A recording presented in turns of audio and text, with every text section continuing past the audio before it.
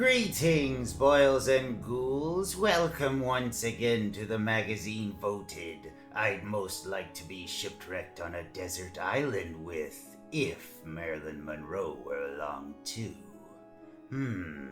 There must be an honor in that somewhere. Anyway, it's your Crypt Keeper again, welcoming you to another slimy session of sickening selections. Starting with this scream story guaranteed to drive you nuts. It's a masterpiece of musical morbidity, a favorite of mine. I call this disgusting delving into delirium Concerto for Violin and Werewolf. Sacha Barak, the famed concert violinist, clutched his precious Stradivarius protectively to his breast and cursed softly to himself as the old coach rumbled and bumped over the rutted road through the Romanian countryside. The old coach had been the only means of transportation available to Sacha. Taxi drivers had looked at him wide-eyed and turned away when he told them his destination. So he'd climbed into the ancient vehicle with its tight-lipped driver, and now he was being whipped and jostled about as it thundered into the night. Blessed! These confounded Transylvanian highways are even worse than I remembered. If it weren't to see Vasile Iorga, I would never even attempt such a journey. The foam-flecked horse charged into the ominous black hills without slackening its mad pace. Sacha leaned from the coach window and shouted at the driver, who remained as he had been from the start of the trip, sullen and mute. Slow down, you fool! Do you want to get us both killed? So the famed violinist could only pray for safe deliverance to his destination. Soon the creaking, groaning coach clattered loudly over cobblestones. They were passing through a town that Sacha recognized. Chisasi! Thank heavens! Only 7 more miles to Brudia. The last 7 miles between Chisasi and Brudia were even worse than what had gone before. The coach bounced and heaved over the pitted and scarred dirt road. But at last... So this is Brudia? No wonder they don't pave the road here. Only a fool would come to this godforsaken town now. Why, everything is moldering with decay and rot. Only a fool, he says. Pardon my putrid pun, kiddies, but you've never seen Sacha fool as Sacha, risking his neck and a $28,000 fiddle to reach this horrible hamlet. You'll see what I mean. Vasile Iorga lived in an ancient house at the edge of town. Sacha stood before the man he'd dreamed so long of seeing, but time had done its work on his old teacher. No, I don't recognize you. Who are you? What do you want?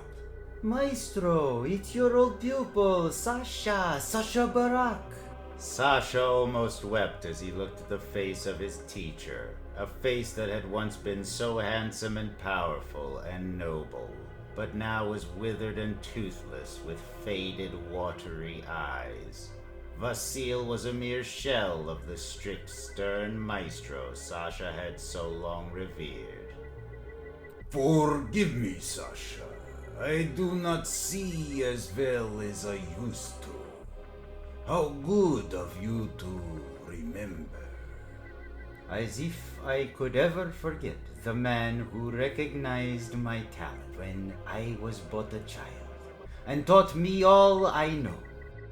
Suddenly, Sacha noticed the old man stiffen, saw his face grow gray and his eyes fill with terror. Sacha, you should never have come to visit me here in Brudia. It is dangerous. Dangerous? Why, Maestro? The old man looked around uneasily, then stared at his former pupil and whispered, Don't you remember This is Werewolf country. Don't you recall the incident that took place almost 20 years ago when I was living in Chisasi and you used to come for lessons? How could I? So many things have happened since. What incident? Don't you remember that young couple? They driven here from Budapest, impulsively risking a tour to the Transylvanian Alps. The rugged road between Chisasi and Brudia had proven too much for their motor car. Be patient, Marta. I will find the trouble in a moment. If you don't, I shall freeze in this mountain night air, Rudolph. A full moon had risen, filtering through the gnarled old trees, and an ominous silence had enveloped the lonely surrounding countryside. A rustling of nearby brambles caused the woman to turn her head, and what she saw brought a soul-piercing scream from her throat. Rudolph! What is it, Marta? It was a werewolf. It sprang upon the young woman, sinking its razor-sharp fangs into her soft, white flesh, while the young man scrambled from beneath the car.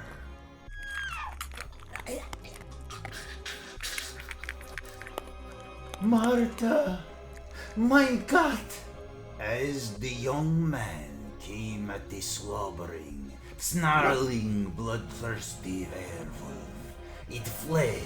Shaking with horror, he flung his lantern after the fleeing beast.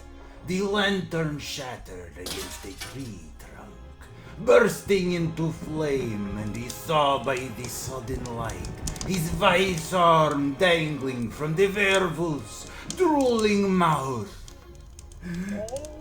Don't you remember, Sasha? You heard the screams, the growls, the commotion outside. You wanted to go. Never mind, Sasha. Your debut is only 2 weeks off. We must practice. It is nothing.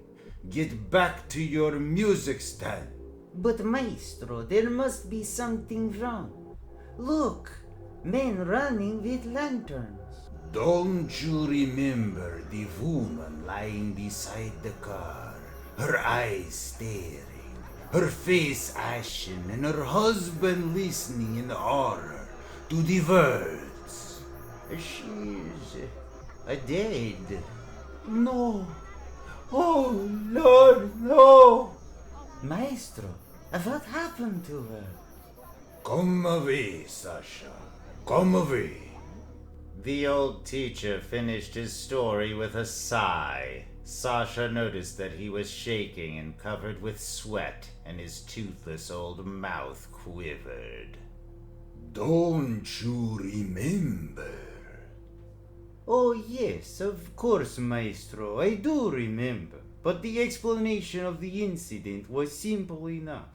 The woods are full of wolves. They've been known to attack a man. There have been more incidents, Sasha. Here, read this newspaper sent to me from Bucharest. Do you expect me to believe there is a werewolf here in Brudia?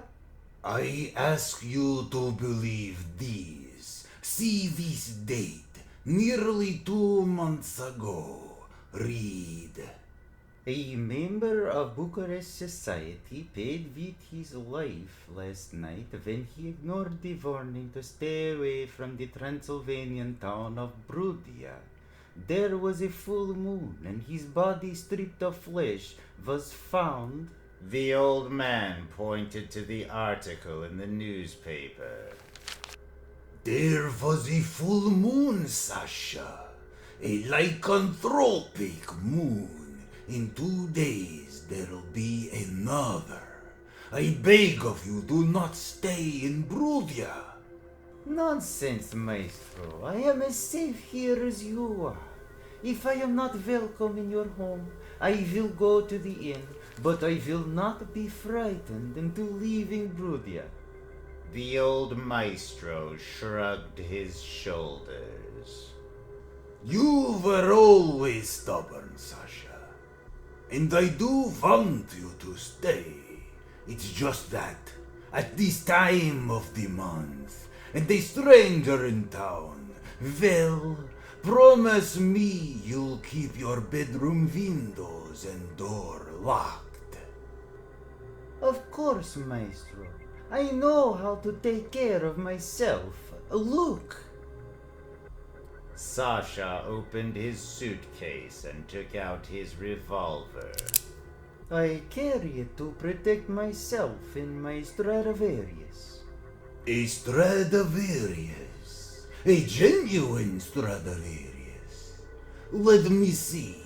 Old Vasile opened Sasha's violin case and drew forth the Stradivarius. He fondled it reverently as Sasha stared at his gun. If I remember right, maestro, legend has it that only a silver bullet can kill a werewolf. Beautiful. Beautiful. Sasha, what are you thinking? Sasha's eyes narrowed. He smiled grimly. I'm thinking about killing me a werewolf, Vasile.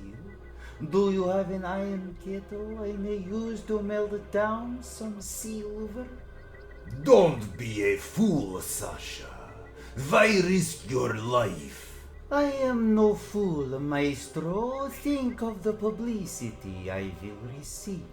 Headlines in all the papers throughout Europe. Famed violinist frees Romani town of rampaging werewolf.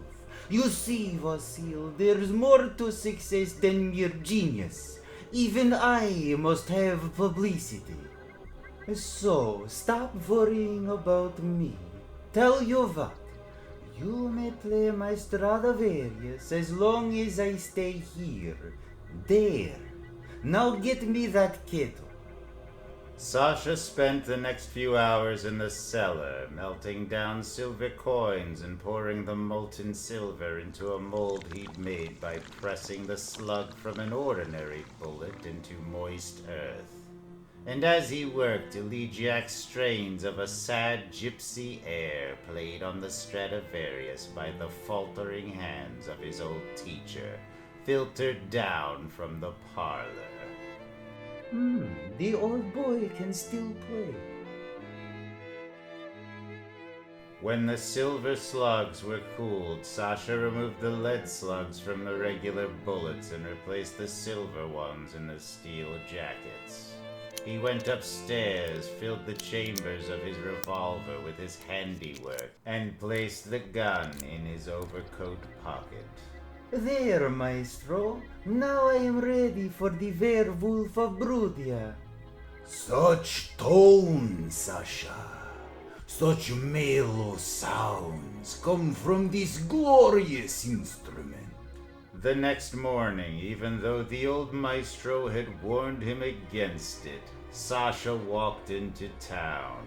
The sun beat down on the marketplace, but the warmth it brought was not enough to offset the cold, suspicious stares of the townsfolk. Not a friendly face among them. The way they look at me, you'd think I was the werewolf. But there was more than suspicion and coldness in the townspeople's stares. Sasha seemed to sense a certain tenseness, perhaps hostility. He plunged his hands into his overcoat pockets, feeling for the reassuring steel of his revolver. My gun, it's gone. Sasha returned at once to Vasile Iorga's house. He was very upset and spoke excitedly to the old violin teacher.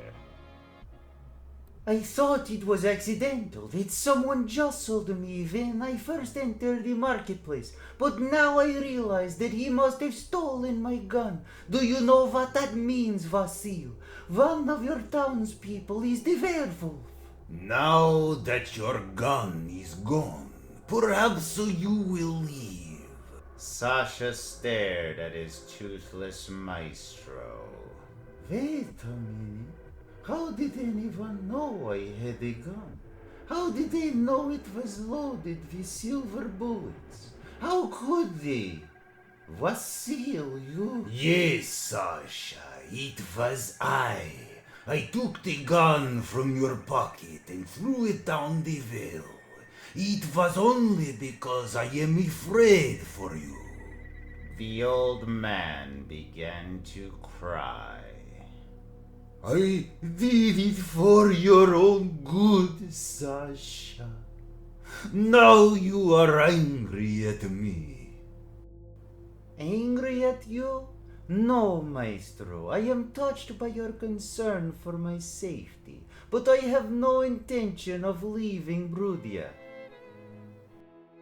That night, a gibbous moon, not quite full, bathed the old maestro's house in a cold, pale light. Inside, Sasha scanned a newspaper while Vasile played the valuable violin. Why, this is last month's Bucharest journal, Vasile, and it came today. The mail is slow coming to Brudia, Sasha. You can understand. Sasha was well deep into the paper before a report caught his eye. He leaped up with a start. Vasile, listen to this. There was a full moon last night when 5 persons from Chisasi became drunk while celebrating a wedding anniversary and wandered into the ill-famed town of Brudia. A searching party had found the 5 bodies the next day outside the town. They had all been stripped of their flesh, bare skeletons, unidentifiable. Yes, Sasha, that happened last month. You see, it has happened so many times to so many hundreds of poor unfortunate people over the years that we here in Brudia are no longer shocked by it. I recall something I read on my last Concerto, Vasile. I wonder, of course, how stupid of me. Tomorrow I'm going to Chisasi for another gun. Early the next morning, Sasha Barak, the famed violinist, walked the 7 miles to Chisasi in order to purchase the gun and bullets he needed. He carried his empty violin case. I should have guessed. Well, tonight the moon will be full and I will be waiting for them in the marketplace. It was past noon when he returned to Vasile's home. He grinned confidently as he showed the old man the gun he'd bought. And tonight I will go into town carrying my violin case. And who would suspect it conceals a gun? No one, of course. The rest of the afternoon was spent in the cellar, carefully molding bullets from molten silver. And when twilight was beginning to shroud the town, Sasha returned to the parlor with his silver ammunition, loaded his gun, and replaced it in the violin case. There, done. And now, good heavens, Vasile, don't you ever tire of playing the violin? Not this one, Sasha. Not a Stradivarius. Besides, you said I could play it while you stayed. Sasha rested in his room, listening to the lilting strains of the violin. Suddenly he felt Vasile's hands shaking him. It is almost time, Sasha. The moon is almost full. Come, let us go. Us? No, sir, old man. You're staying here. You told me yourself it would be dangerous. But Vasile insisted that he would follow Sasha anyway, so they walked into town together. Above, The moon cast an eerie glow upon the cobblestone streets.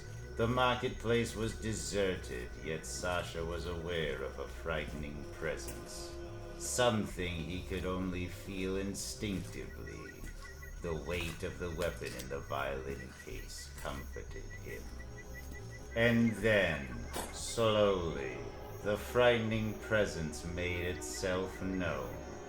The townspeople, all of the population of Brudia, began to appear from alleys and doorways and deep shadows. They came towards Sasha and Vasile. And as they came, Sasha could see their red eyes glowing in the full moonlight, and the hair bristling on their faces, and their gleaming white fangs dripping spittle. He could see their snarling, drooling werewolf faces, and he retched in disgust. And then Sasha began to laugh. He knelt and placed the violin case on the cobblestones, fumbling with the latches. I knew I was right when I read in the paper that 5 bodies were stripped of their flesh. I knew there had to be more than one werewolf. He shrieked shrilly at them, his words mingling with their low-throated growls. He opened the violin case. And then I remember a story I'd read in an American comic book on my last concert tour. A story called Midnight Mass in a magazine called Tales from the Crypt, about a town full of vampires. And I knew that Brudia was a town full of werewolves. And I knew I'd have to be ready for you. The snarling, howling beasts were almost upon him now, and their howling sounded like laughter, too. Sasha reached for the gun. Well, I am ready for you, all of you, because I've got a gun, loaded with a silver bullets. Not just any gun, a Thompson submachine gun. I'm ready for... Good Lord!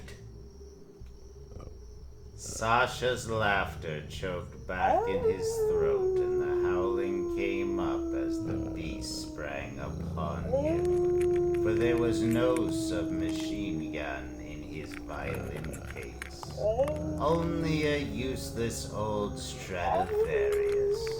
And as flashing, drooling teeth tore and ripped and gored Sasha, he heard his old maestro's squealing voice.